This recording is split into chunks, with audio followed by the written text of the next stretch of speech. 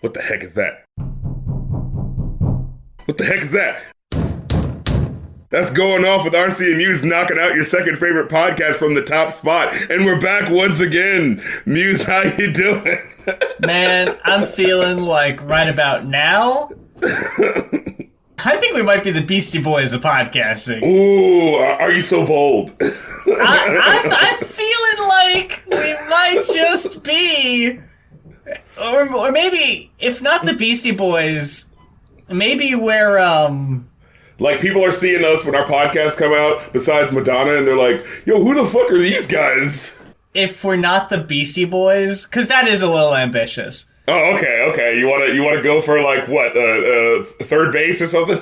I was thinking maybe, like, another bad creation. Aisha, you remember me? Last week, on this very program, Previously on the Going Off podcast, we told y'all that we were offering a Black Friday deal on our Ko-fi, that we were going to be offering 15 album reviews at $40 a piece, and by the time you hear this, we will have been sold out. I'm almost certain of that. Yeah. But by the time of this recording, which is a week to the day, but it is November 3rd, so we're only 3 days into the month, and we only got one left. I said they were going to go fast. I honestly had no idea how fast. Yeah. But y'all went fucking crazy for this shit, so y'all the real MVPs. I really want to thank y'all so much, and we got some ideas coming down the pike, so Oh, yeah. you know we're always thinking. We're always scheming. Yeah, scheming and plotting. But in the meantime, in between time, I figured since the album requests went so goddamn quickly, I was gonna bump down the other requests down to, fill out the spot, you know what I'm saying? So going forward, and I'm going to put up an ad about this eventually when I have the time, it's going to be, now, and I misspoke last time, the stream requests are going to be $30. Those are $30. And that's where I'll do you can request an album and I'll, stream it on the Twitch and, we'll listen to it and it'll be like, the first time, like, okay, let's see how we feel about this. Or you can request me to do like a best of thing where I'll take an artist and like go through their discography myself and be like, oh, boom, this is the tightest shit. If you ever want to check out this artist, this is the shit you listen to. You know what I mean? So that's the $30 tier. New $40 tier is going to be the movie requests for the Review New podcast. And the $60 tier now going forward is going to be the song music video requests. So that's what's going on now. Get with it. Act like you want it. And let's keep it pushing. Now, for this week, I think we got to start with Neil, right? Neil Cicierega? Sure, yeah. I don't know. It's a toss-up for me. Both albums came out in the long time ago year of 2020. Yeah, both in September, actually. Oh, fuck. You mean we didn't land on the fucking anniversary? Look, I haven't mentioned this on the show. Mark, or Fully Involved Mark on TikTok, he's been notifying me for a few weeks now that there's weird coincidences that coincide with the album reviews. Two specific examples: the Switchfoot album. Yeah. When we reviewed it a couple weeks ago, it was the, I want to say, 10th anniversary or something like that of the album dropping. And it just happened to be the week we had the album, the episode come out. And it was the fucking anniversary of Twin Fantasy, the Car Seat Headrest album. Just happens to be the week we review it. Yeah, like, we're not doing this on purpose. It happens way too frequently. It's really getting creepy. Neil Cicierega with Mouth Dreams. Yes, requested by Chena. Chena, yeah, old Chena. And this is the newest, up-to-date to this point, installment of the Mouth series by Neil. The saga. And I guess the best way to describe what these projects typically are imagine a cross between a mashup, and like a YouTube poop. I thought of it like, if you like, if you're just like walking down the street or going about your day and you like remember how a song vaguely goes, but then you remember another song that has like a similar sort of chord progression, and you keep mixing them up to try to figure out which fucking one actually was which. Like, this is if that actually formulated in your brain and then fell out just to confuse you even more. Like, yeah. Now, have you ever heard a Neil Cicierega album before? I could have swore I've heard, like, some of his stuff, some of his other things of this before. I believe he's the dude who's Lemon Demon, right? Like, yes. Yeah, and I believe I heard the Chili's Baby Back Ribs. I know I've heard, like, one or two of these. The Chili's Baby Back Ribs remix and the baby one. Because I could have swear I heard those getting passed around. But for the most part, I don't actively engage with his stuff like on the reg, but it's like, when I'm out and about on the internets, it comes up, There have been a couple songs that I've been a really big fan of. We still quote Bustin'. It's a remix of Ghostbusters. Oh. I'm gonna echo a sentiment that I've heard from a few folks, and I don't know if we're in the same boat here. Well, I guess not if you've only like heard like bits and pieces here. This, in my opinion, is his weakest album to date. Ooh, you think so? Yeah, it's not good. Did we hear his other ones before? Did we review them? We haven't on the show. No. Okay, this is the first. This is the first one, and there are points on the album that I did enjoy, but as a whole, there are parts that are genuinely super fucking inspired, and you can't take that away from it. But there were some parts that it did kind of like when you said like a YouTube poop, where it was just kind of like, are you trying to do a genuine fun, like, hey, let's match this up and really like take it to the fullest extent, or are you just trying to, do like I was kind of having this thought where I was like, it would be cool if they split this up into like two mini ideas, where it's like one is an idea over here of like it genuinely is remixing the songs and making them into a new thing, and then another one where it is just the joke songs. You know what I mean? Because like he had done that on previous releases too, where there would be like two shorter tracks that are like one idea but kind of split into two. But here, the songs go on for so long, and the gag dies like a minute in. But I feel like the best way to do this is to just go track by track, because I do have a good bit of notes for each one. Yeah, so track one. I think this is the most obnoxious way to open an album. This is one of the lowest rated cuts for me. It's like, so bad. It's not a track worth listening to more than once, but it is at least interesting on that level of like, you start listening to it and you don't know what to expect at all. And it's just the,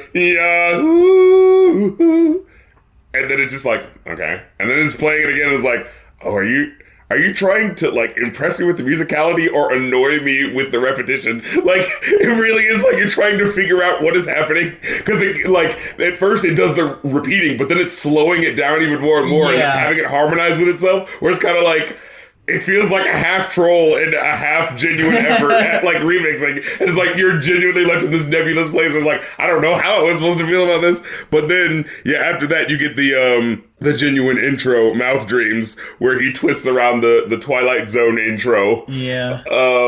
You're right. It's like, it's kind of an interesting idea. It's like, did it need to go on for as long as it did? Like, even then, like...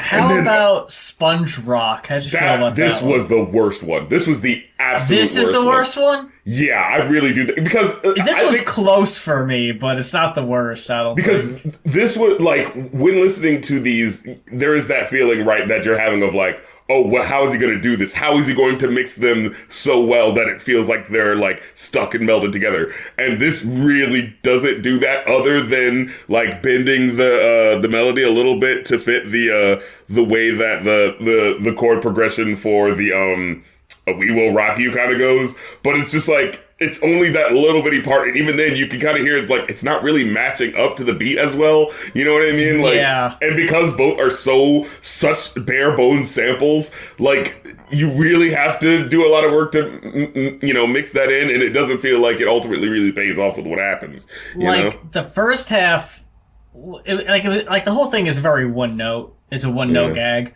but. The SpongeBob SquarePants theme with "We Will Rock You," but then the second half where it's the Queen lyrics over the SpongeBob outro, and that works even less. Like, why did this have to be here? Like, the first half was barely even a thing. I don't know what you're going for here.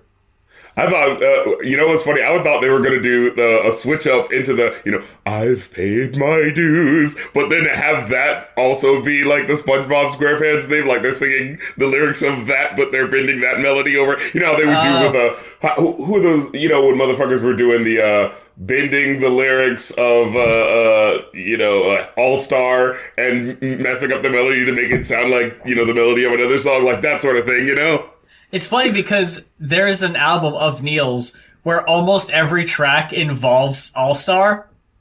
It just, it comes up, but I think the editing on that album is way more clever than we got here. Man, Just a Baby. This gag... this one, you got the instrumental for The Reason by Hoobastank. You got lyrics of Folsom Prison Blues by Johnny Cash. Mm-hmm. And then you've also got, the chorus of Baby by Justin Bieber. This did not need to be a full-length song, is the problem. So this is more of a YouTube poop track. When I hear some of the later songs that do a good job of getting in and getting out after just kind of showing off the gimmick, then you get to this one's why did this one need 2 or 3 full ass verses going through this? It's we got the idea, So we got the he quote. says baby in this song and he says baby in that song, I hear the train a-comin'. I hear the railroad train. It's probably a good train. My mama was a train. Yeah, it's... But then the line, but I'm stuck in baby prison. I was like, oh, okay. Then it goes, I know I can't be free. I hang my head and pee. I was like, yeah, what? It doesn't do a good enough job of really making it into something else. It's just using the bare bones of he says we can make it sound like he's saying pee here.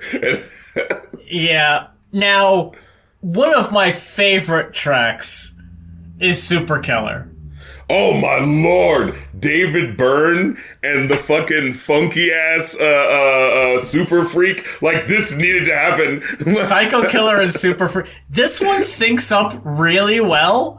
And I thought the edits were considerably funnier than on the last two. But see, I think that's because David Byrne's vocal styling is just so manic and insane, and it perfectly fits the feel of the Super Freak song. If you take it out of the context of this is a hit 80s song, it really is a weird ass experimental sounding fucking piece of music. You know what I mean? Because it has that funk pull to it where they're playing with these dissonant chords. You know what I mean? Say something once. Why say it again? Say something once, so it says it twice. It's that's pretty funny. Then we Get Happy, which... Oh my god, fuck this. So, okay. 3 minutes and 50 seconds, I bailed. What the fuck? So, do you remember the movie, An Extremely Goofy Movie? I didn't see the Extremely Goofy movie, no. I saw the first one, and I thought I was good. You don't need to see the second one. They don't have it's not the original songwriting that you're expecting that you got. It's from not the the first touching movie. Yeah, no. Story. They went with a bunch of they went with a jukebox musical for the second one. Damn shame. Goofy sold out. But one of the songs that they played was "Come On, Get Happy," and it was one of those songs I remember even just hearing it in the the sort of moment that they played it in. It was a song I never heard before, but it sounds very happy and cheerful. But it's hearing that melody more than once, at first it's oh, this is really happy and cheerful, and then the second time you're hearing them really enjoyably saying, "Come on, get happy, come on, get happy," will make you it feels like you're being brainwashed, I said get happy. So So when I heard them doing it like this, it was kind of like a genuine level was like, it felt like it was being done on purpose by the time I heard, you know what I mean? So it was one of those things where, again, like with the first song, it's like, I can't tell if they're like, just like trying to push, they're trying to double down on the trolling, you know? I can't tell which songs are going for funny and which ones are going for just like trying to be good songs, and very few of them do either for me. Like, I thought Psycho Superkiller is, I think, the closest the album gets to a song that I would maybe listen to outside of the context of this album. Maybe. But even then, it's still more of a goof than like an actual song you would just put on.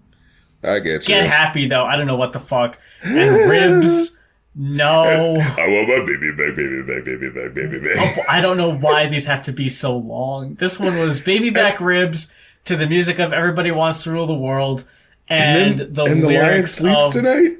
The Lion Sleeps Tonight and The Beautiful People by Marilyn Manson, and I just didn't think it clicked. And what was up with the live audience for this one? Were they in a specific? Was there one of those songs where it was played live? I think that's just another variable thrown in there, another layer. I was like, what was someone shooting a live commercial in the Baby Back Ribs thing? Like, did I not know about that? Like, yeah, I didn't get My Mouth. This didn't match up. Oh my god, at all. This one was so awkward. The Green Day's faux British punk voice. Yeah, this like, brain stew. Yeah, with the music of Dream On. Yeah, and like the cuts and melodic parts where he tries to like bend it, because Green Day's like vocals are so like, they have that little lilt and bend to them. It just sounds so awkward at so many parts. Like one part where he's like, dried up and bullshit, and it's just like, this is not fitting this at all. No. Arrow Long had one of the lowest ratings for me, if not. Oh, I thought that one was fun. This one, I liked that it was short. Right, like it got to the point. I do want to fall asleep. I do want to miss a thing. Like, wow, really? It's just the opposite? Like, what the fuck? I was just like, man. Just like the way that he was able to like, paper it over in a way where it sounded about as natural as it can sound was kind of like the interesting thing for me, right? Because it's like what was it? Because even when I dream of you, the sweetest dream will do. Because I don't miss like the way like was that sort of like, yeah, how's he gonna do? Oh, he did it like that. Like, it's worth that chuckle in and of itself, Sleepin' is, I was thinking that was gonna be more like Bustin'. But it wasn't. It was just my own worst enemy. And when it gets to the sleep with my clothes on, it just keeps repeating so I'm sleeping with my clothes on. And I'm sleeping with okay. Like, these are jokes that work for me a couple times. Yeah. But then they just get done to death, and I don't know why they have to be done so many times. I got you. What did you think about Amore? It worked towards... I wrote down it loses me, and it comes back around, and it loses me again. I think this is one of the better ones. The only part that genuinely made me laugh was just the way it goes, bells. And it just cuts off. When the big pizza pie hits the moon like your eye, that's amore. When you've had too much white, that's amore. Bells. And but as the song goes on, it genuinely does sound like the song is getting drunker. So that's the thing. Like, it's just so good at doing that, especially as you keep listening, and then it just slows down even more, to the point where you're just hearing him go and with his sort of the affectation that he has, just being stretched out makes it sound even drunker. I liked how towards the end it was just the word amore stretched out so fucking long. Yeah. When you This is dance one of the down better ones, street yeah. like you have too much feet, you're in the wrong. Like you have too much feet. Now, on the flip side of that, though, Oh, yeah. Where is my mind, Stacy's mom? The only reason I was interested in this one was because I'm like, what trailer was this song used in? Because I know it was something.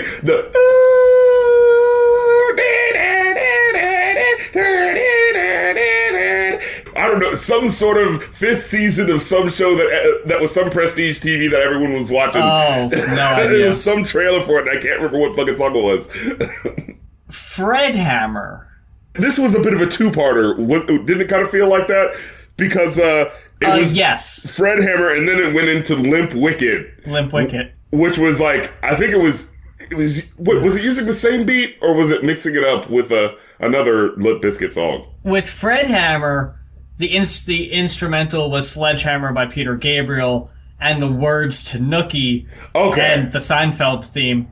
But then it warps into the Nookie instrumental for Limp Wicket, and it's got the Ewok celebration from Star Wars Episode 6, and like Star Wars rapping over it. So I'm not gonna lie, like after hearing Fred rap, you know, like being reminded of his lyrical chops, getting to the next song where it's just a nonsense rap, but just kind of like a fun little silly flow. I was like, you know, I would prefer this, honestly. I prefer the nonsense lyrics that randomly mention Star Wars characters, and then have that like weirdly, like where it actually really gels with the rock feel and the orchestral feel of the Ewok song, where it's like the ta-boo-la. I was like, holy shit, this is actually kind of like, yo, rewind that part. Like that kind of fucking flows.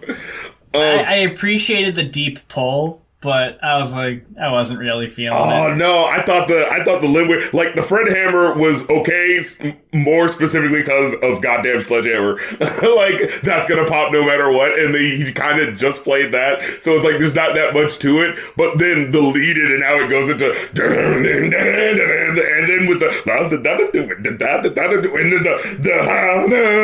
and everybody joining in, I was like, this kind of paid off. I'm not gonna lie. I did like Cannibals, though. Cannibals was so good. See, okay, this was the cheat. This motherfucker, like, and I think this is why, and I'm going to just admit that, this is why I think I just enjoyed this album just on principle, because literally all of these were, like, songs I liked. Like, every single thing was a thing I liked.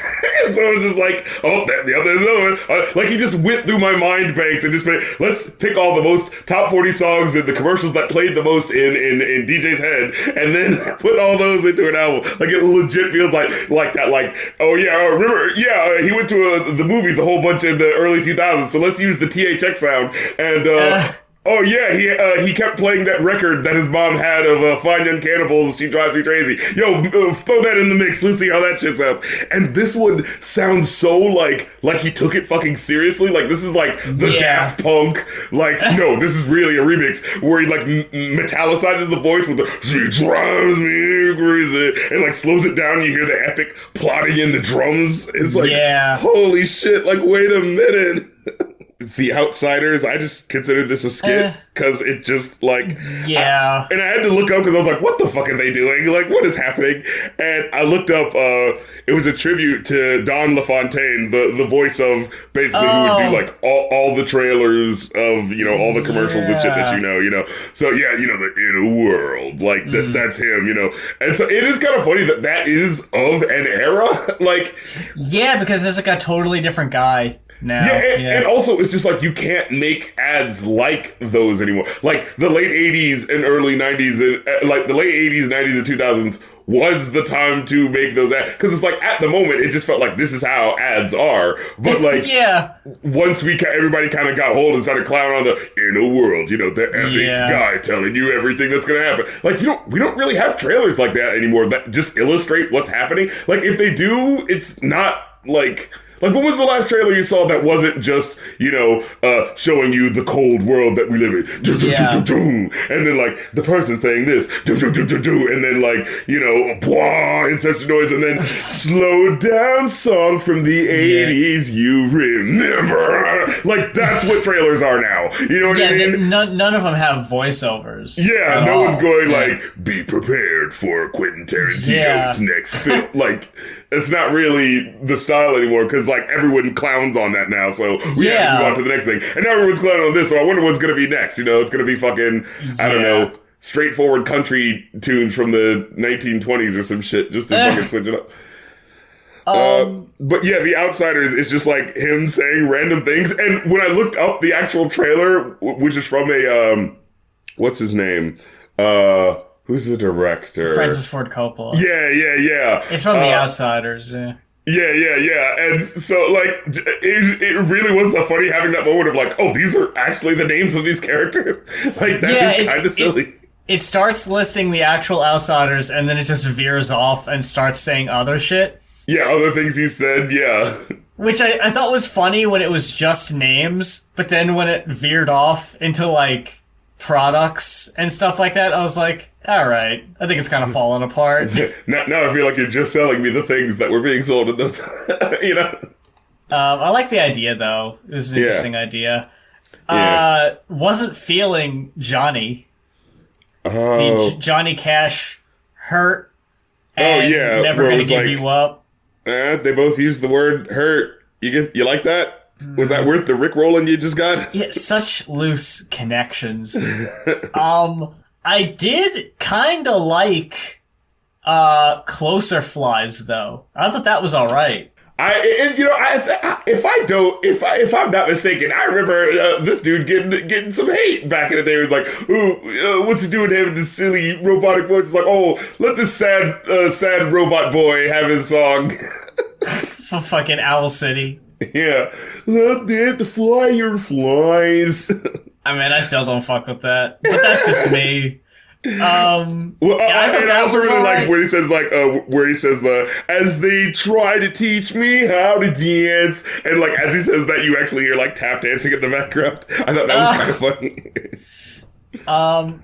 I hated the song featured in the next one, but I thought the edit really worked well. It was the instrumental of Billy Joel's "Moving Out" with the lyrics of Nightmare by Avenged Sevenfold. Where his voice is just too scratchy for what's happening. Like I thought the edit worked, but it just, I've never heard that Avenged Sevenfold song before. And I was just like, wow, this song is awful. This song is way too much. Like, it works for this, but man, I do not want to listen to that song outside of this context. That's garbage. And I think, doesn't it end where he says, like, I'm not going to say this twice, and then it immediately cuts off or something like that? Or it's like, do you have to go through it again? And then it just stops. Oh, yeah. White House. Okay. White House? He got me with the Cartoon Network Tex Avery Factory music. This one's Fell in Love with a Girl and Powerhouse. And the way, like, the faster cadences on when he's singing certain parts and how it mixes with the like, I like how they did that. Yeah, this one worked. The next one is a surprising one, but I kind of liked it. It's... Wow! Wow! Huh! What is those war? And Wario sound effects. And then randomly Spice Girls are just in there too. I fit so well. I thought that was pretty good. I wanna whack. That was pretty dope. This is cheat code for me, the next one. But I will admit that it does kind of fall apart and it didn't need to be 2.5 minutes. Yeah. No. But yeah, it's Breakfast Machine from Pee-wee's Big Adventure. It's another song that, like, kind of like Powerhouse, people just kind of, like, it's an instrumental that people are just kind of oddly familiar with and might not even know what it's even from. Yeah, right? Like, I had a moment where I was like, wait, is this a classical song? No, it's too silly. That's Pee-wee. It's that and the Feel Good Inc. Vocals, where it works at points. Yeah, like... Not overall, though. Especially when the rapping part kicks in. It did, like, that didn't click at all. Like, I don't know why that was there. Spinning, it was, like, right on the cusp of, like, kind of falling out of working, you know? Like, it was, like, right on that edge. Yeah. Again, it's like, I like the idea, not the best execution. Wasn't this one where the laughs kept happening? Because I think it started off with it was like, there was some other laugh, and then it transitioned to, it was like, oh, of course you expected that. That feels good intro. You got the Pee-wee laugh, and then you got the laugh from Feel Good Inc. Yeah. That was pretty funny. Then we got 10,000 Spoons, the ironic Knight Rider mashup. So, as someone who loves the Busta Rhymes song that uses the Knight Rider theme, I gotta say I was digging the shit out of this one, and the way they made it sound even more psychedelic with how they messed with their vocals, like it's like like I thought that was kind of cool how they made that work. I felt like, and I forgot I wrote this down, but the warble effect that he'll just use at the end of a song sometimes on the vocals, sometimes just kind of felt to me that like he didn't know how to end it. So it's like, well, I guess I'll just make the vocals sound weird. It's like, ooh, isn't that fun, kids? And that's how I end it. Although I will say, I mean, since this is probably, you know, the first time in a long time we're going to be able to talk about Alanis Morissette's song that ironically is only half ironic. Yeah. Yeah, have we talked about this before? The yes. fact that it's like, it's not even like, you can't even say it's ironic in that it's not fully actually about irony, because there are some things that are ironic in the song and some things that actually are. Yeah, and it's like, it's one of those things where, what was that Futurama episode, where he said, like, a word expressing the opposite of its literal intention. Now that is irony.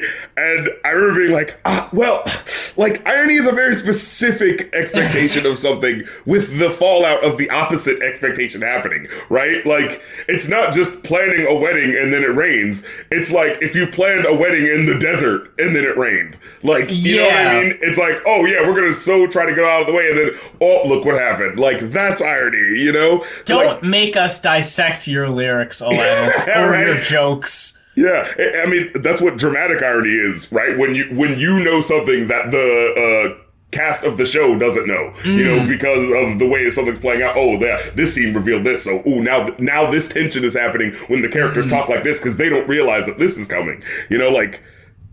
So I just wanted to get that out as as an art person to be like, I just think that needs to be said. It's like, words mean things, goddammit. Let's not do this fucking, irony could mean anything. No, it means something, you assholes. Like, it's not ironic. What was that one lyric 50 Cent said? Isn't it ironic how erotic it is to watch her in thongs or something like that? So, the candy shop lyric where it's just like, no, that's not ironic. You expect sexy women in thongs. What? Like, what do you... I don't remember what the extra was. I don't have any notes for it. Yeah, I don't remember either. I will say, though, the last two songs got fucking goose eggs. These were nothing. It was like the basic fun idea of, teeny bopper, you know, least respected pop music with the most respected music, you know, Beethoven. It's just like that in and of itself as an idea. Yeah, I just don't... Like, is that it? Like, is that really it? The extent of it? Because, like, they don't mix. They don't fit. I don't get why you need to do two songs of this, like, the two classical mashups. I thought those were the worst. And I thought the kept Britney for the Spears, end for a reason. I thought the Britney Spears could have, done with some more retooling, but I at least enjoyed how, like, the Hall of the Nutcracker joint, how they actually did have, like, the lyrics of Saint Ain't So, like, slowly speeding up with, like, that was, you know, enjoyable in and of itself, but it's one of those things like, well, you knew they were going to do that, though, you know, so it's like, yeah. Overall, I ended up with 2 on the dot. Oh, dang. I gave it a 3.5. Shit. No. Cold-blooded. Next up, we have McSwagburger XL, requesting From King to a God by Conway the Machine. Briefly mentioned before on the show every so often. I think doing like features. Yeah, I believe they were on Kanye West's latest album. Yeah, that's right. I remember feeling kind of disappointed where it was just like, wait, they only got like 6 bars. That's not even like a full half verse. Like, what's going on? Like, yeah. And Conway will remind you of that. I was on that Kanye West album. Not the best one. I didn't have a lot to do, but I was fucking there. He does name drop Kanye a couple times where it's just like, okay, I know. I remember. Let's go ahead and go through those.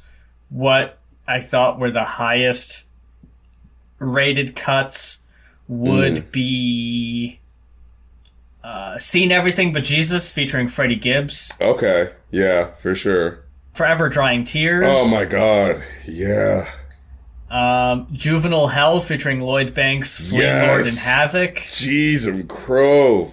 This was an album that, like, I thought was solid at first and then, like, really picked up for me, honestly.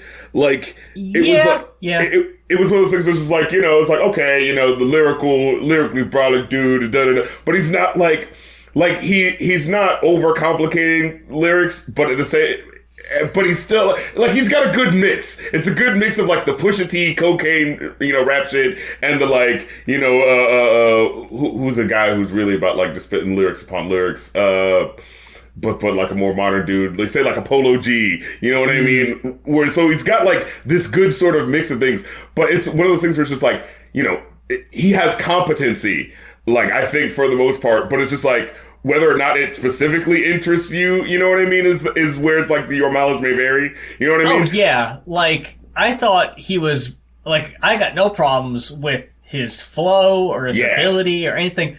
I don't have a lot of things quoted because, I wasn't blown away the most by lyrical. Like I said, I think he's a competent, high level, but it's I don't think that necessarily makes tracks stick out versus one versus the next. But it's very consistent, I think, especially music wise. You know what I'm saying? Yeah, for sure. Yeah. And he's got some interesting features on here.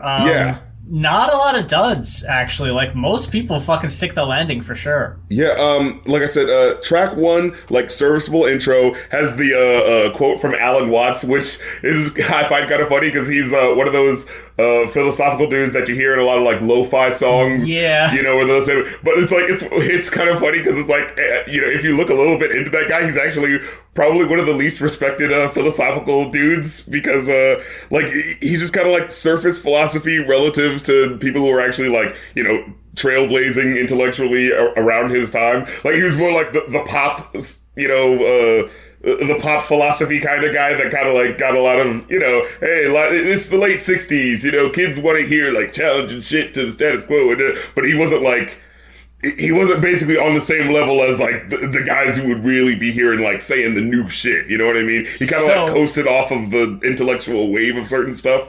So, but, yeah. I think it's very funny that you would open a track with Alan Watts and you would end the track with Kevin Nash. It ends with a fucking wrestling promo. Oh, yeah.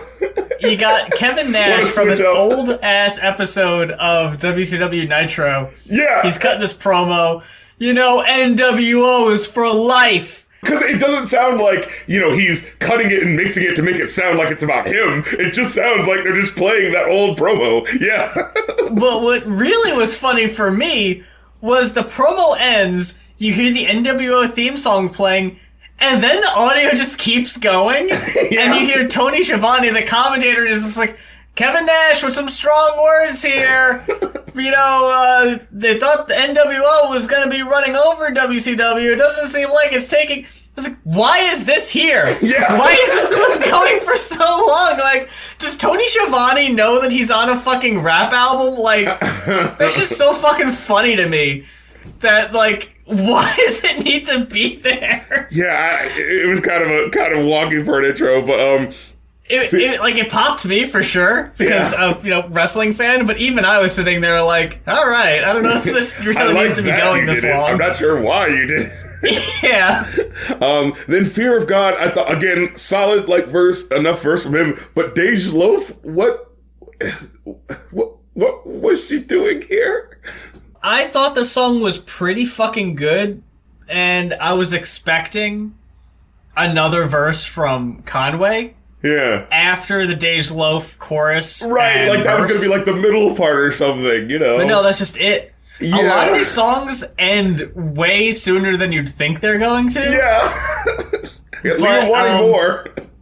I did quote from the opening verse I thought was really solid. To get it back, every N-word in my section live, know some shooters that's busting pipes like when pressure rise. Rappers acting tough, showing they fake aggressive side.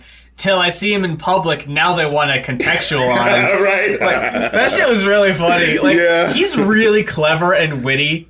Right. And I like all the stuff in the background going on. Like, people just like repeating his last word. Or what really got me was like the random laughing at the end of bars. Yeah, this is Jeezy to the next level. That's what it really feels like in this album. Like, I feel like lots of people, like, you know, gave love to Jeezy's, but like, I don't know, lyrically, he just never was that for me. He was never the Southern Pusha T, you know what I mean? Like that for me. But this feels like that sort of like, oh yeah, I've got the, you know, the flagrantly just so like, you know, devil may care. Ha ha. Like, you know, he pulls it off so well because the lyrics immediately back up every, you know, ad lib. You know what I mean? I've mentioned it before, but if you sound like you're having a good time on your album, I'm more likely to have a good time with your album just by nature of, well, they're having fun. So the way he ended the lyric, I just thought he ended the song. I thought it was dope. It's like, I came a long way from May Street. Look what I became. God don't make mistakes. See, I'm about to have Paul robbing Peter to pay me. Yes. I just love the way it ended like that.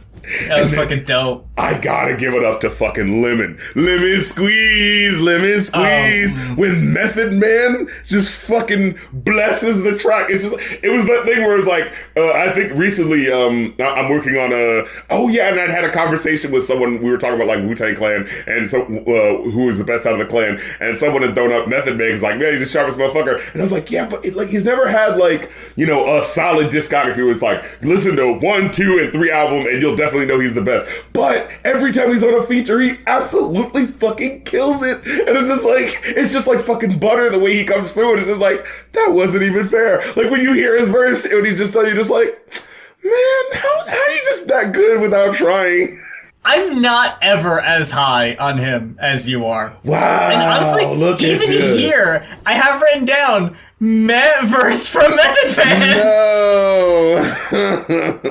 I don't know what it is. I just don't see it, I guess. I'm not on the same page as everybody else. You're not enjoying the smooth yet gristly vocal deliverings he has. That might be part of it. I don't know. I've always considered him the gravel voice Snoop Dogg. I have this written down too. I don't know really how I felt about this. Bought the Benz truck and the Maybach with no license. Straight from dealership, not from auction with the low prices. Okay, like, if you don't want to save money, that's fine. But then he goes, a long way from selling white and running from the polices. You gotta give that one because the next flow, he had to rhyme this one. You N-words know who flow nicest, raise the bar like Coke prices. Wasn't there one lyric where he said, like, I rose it so much, I rose the damn bar so much it fucking broke? There was one line like that where it was just like, oh shit. Man, but no, I was not here with the fucking lemon squeeze. I hated that. That sounded so fucking whack. I couldn't stand it.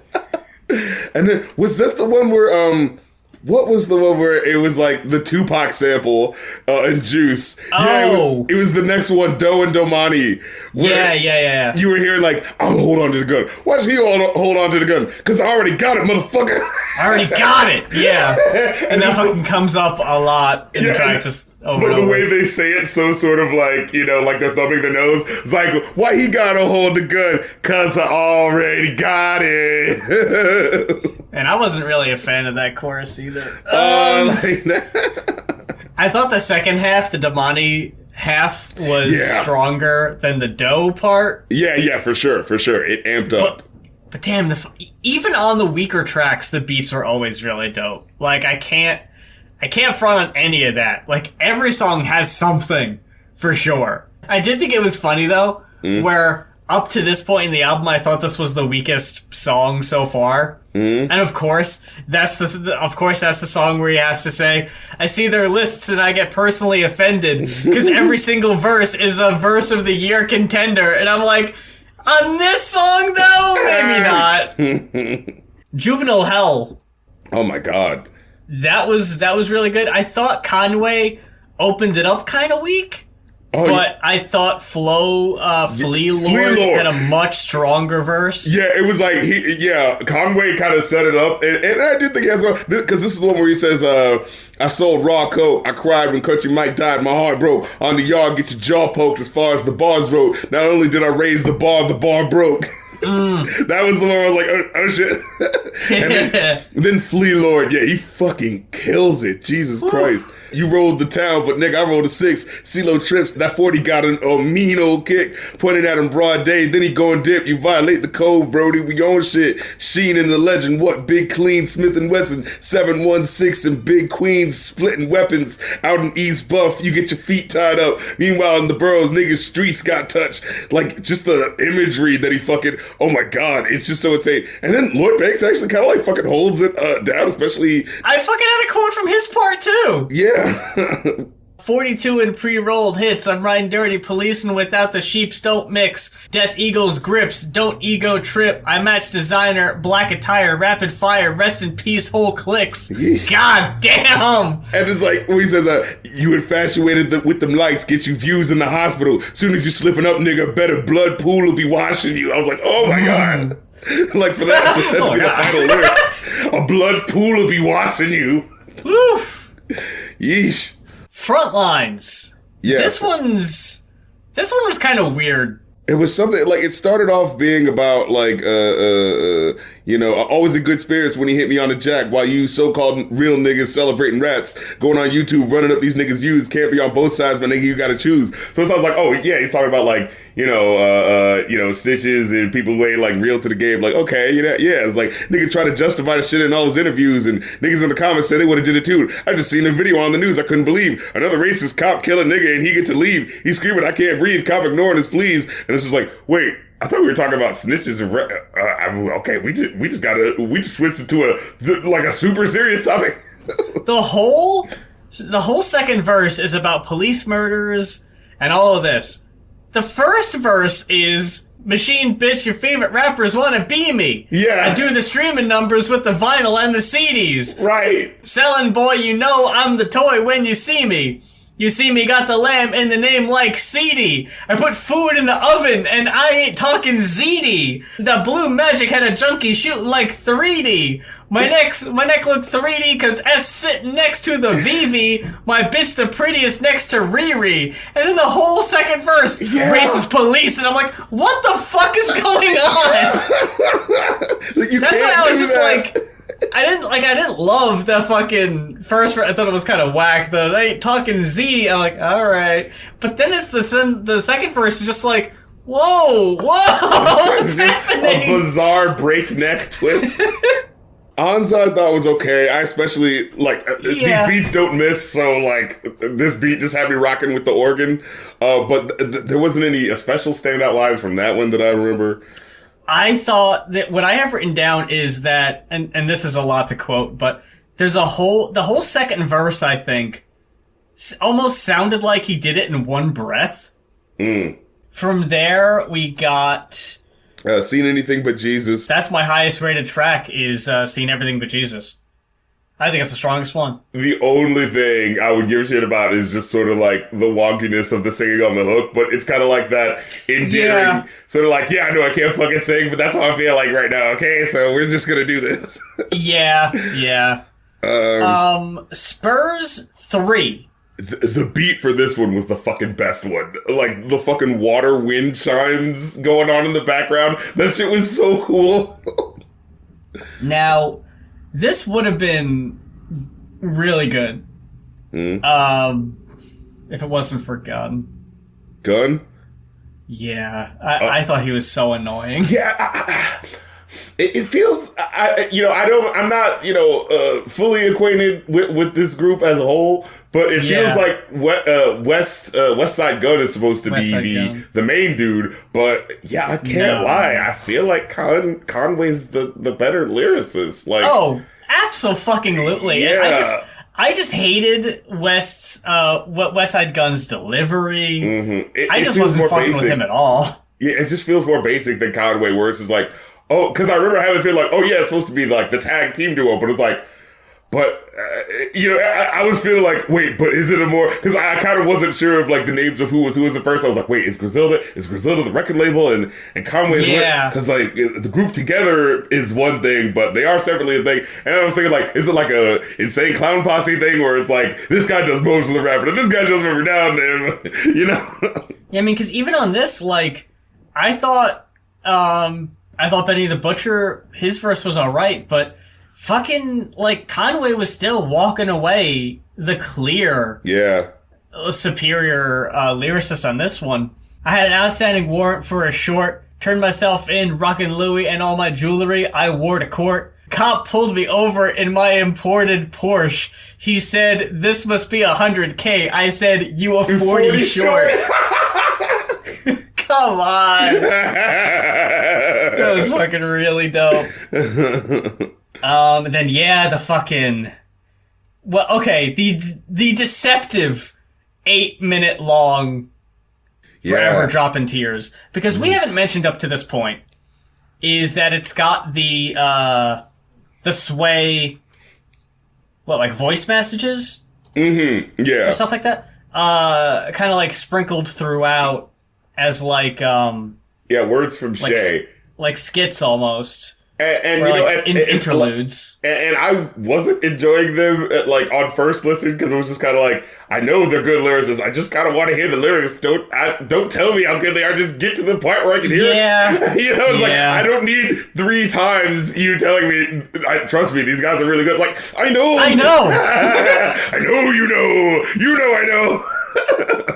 But then it kind of turns out was like the reason why they put that on there is to be like the tribute to him who had passed away, and they bring it up in one of the fucking songs, which makes it like it's one of those things like it makes it endearing like to know like retroactively, but it's still in the thing where I feel like I kind of, now knowing that, I do kind of feel like I wish that, like, in the level of like, hey, this dude believed in us, and that's why we're putting, these lyrics on here, these clips on here to be like, this is how much this guy who passed believed in us. But, like, for my feel, it just feels like, shouldn't it be, playing parts about someone talking about him, and how great he is, like, if it's like a tribute, it just felt awkward. Like, here's how great he thought we were, So when you got an 8-minute track, I was following along on Genius. There's 3 minutes left, and it says outro, and I'm like, we're hitting the outro with 3 minutes left? Again, no disrespect, because like if this is what you put on the album, you wanted this to be here, and it meant a lot to you, right? And he meant a lot to you, and I appreciate that and I respect that, but no way, if I'm listening to the track and I'm getting to that point, am I not skipping it? Like, yeah, that's the thing. It's like it's like with Brockhampton, right? It's like there are things that feel like contextually, if you specifically care about this artist, this like is really a cool ad. But it's like without that context, I don't see how this in and of itself is enhancing this song, because again, he's just talking about you guys and how great you are, and it's like, if it's dedicated to them, shouldn't you be talking about him? Like, if there was a song tribute to Old Dirty Bastard, it wouldn't be like a sample of Old Dirty Bastard talking about how great Method Man is. It would be like someone talking about how great ODB is, like. And it's funny because I said this last time when we were talking about the Car Seat Headrest album. And that a lot of it seemed like very personal stuff, and I was like, man, if you like know this guy and you've been following him, this probably means a lot more to you or whatever. Right. Yeah, the fan base was very quick to let me know that, yes, that is indeed how a lot of, like, his fan base... It's super important. And yeah, like, so you'd better important to me. care as much as we do. I will say they were very respectful and were just letting me know that. No, I'm just taking the piss. They were basically saying it definitely makes the songs more enjoyable if you know the context of like what's going on. And yeah, I could totally see that. Following that, we got Jesus Crisis. I thought the song was really strong. Yeah. Really annoyed. It was only 2 minutes and 17 seconds. I thought it was perfect, the fact that it got in and got out like that. Some tracks, especially if they're like intense and just like, yeah, they don't need to stick around. Like 2 minutes and we're good. I did write down the fucking, I feel like we gotta retire this one. You know how Eminem was talking about like, these are rhymes you're not allowed to do anymore? Oh, like being the truth in the booth. Lyrics written in Braille. You gotta feel it. All right. I fucking rolled my eyes at that one. Just boo. And then we got a really solid Nothing Less. The fucking beat was really dope. Yeah, fucking Primo produced it. Like, as soon as I heard, like, I think I heard him mention Primo real quick, and then I heard the feel and the butter fucking sweet, the butter fucking smooth texture of the beat, and I was just like, this is Primo, isn't it? It's like, you had to end on your boy Primo. But then again, I have written down, we're hitting the outro at 1 minute and 47 seconds? You gotta leave it one more. All right, sure. My rating fell somewhere between a 3.5 and a 4. I might round it up to the 4. I give it the 4.5. I think it's a really solid ass joint. Like I said, couple of blemishes, but nothing that would be like, oh, don't listen at all. It's like, no. This still deserves to be listened to, because the competency and just the ability of these dudes matched with the, like, it's a perfect marriage musically and lyrically, you know. Here's typically the part of the show where I tell you about requesting albums on our Ko-fi, but I might not want to do that. Here's the part where we tell you to not point your dick out, but we bitch left that motherfucker and send him packing. Let her rip, boy. Because if you thought the prices were steep before,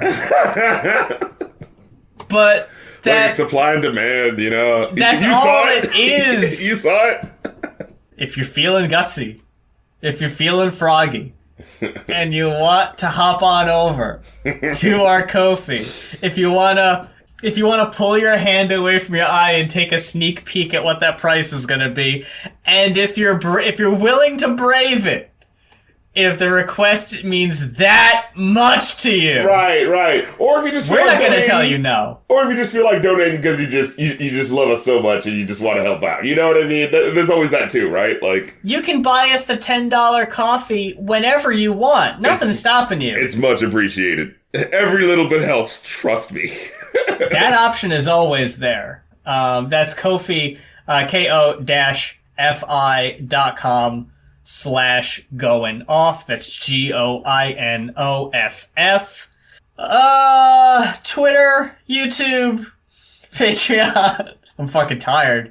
I got a Rap Critic subreddit now, so that's fun. Oh, dope. Awesome. Yeah, I'll be posting up shit. Like, I posted up a podcast about Old Dirty Bastard's first album, where they actually got Buddha Monk, the dude who helped produce him and was part of ODB's like Brooklyn Zoo crew, and he helped like produce the record, and they got him in to like interview and talk to him about it. It was so fucking fascinating to learn more about the intricacies of it. Like, there was one part where he talked about, there's one song at the beginning of Brooklyn Zoo 2. This is what was so cool, a nugget that I learned, where like at the beginning you hear a whole bunch of motherfuckers that sound like they're just like, going off in the background. They're like, yeah, motherfucker, yeah, you talk that shit, don't you fucking say shit at all. And you hear like the beat kind of start out, dur, dur, dur, dur. And it always sounded like really like, evil and epic. Like, you just hear all this arguing like there, and then you just hear, I'm gonna let all y'all motherfuckers know yo, whether you're from Brooklyn, whether you're from Queens, nigga. And it's like, it always just sounded like just rambunctious shit that they just started. But apparently what had happened is there was an argument happening in the studio between like some of the people that weren't ODB. And ODB kind of came in and was just like, we gotta fucking stop this, man. This is about like coming together and making this money and how music can like fucking help us. So we just like started up the next beat and he's like hit record and he's just like, yo, Lassie. And he just started like saying crazy about that shit. And like, motherfuckers started looking at him and was like, yo, what the fuck, man? Like respecting what I'm saying. And he's just like, yo, look, I'm recording. And they just like kind of came over and they're like, all right, yo, you're right. This does kind of sound like hype. All right, like go. And then one person started rapping and the next guy. And it's like, that's just so fucking cool to know that actually, like, he dispersed an argument through just being like, yo, the music's going, let's go.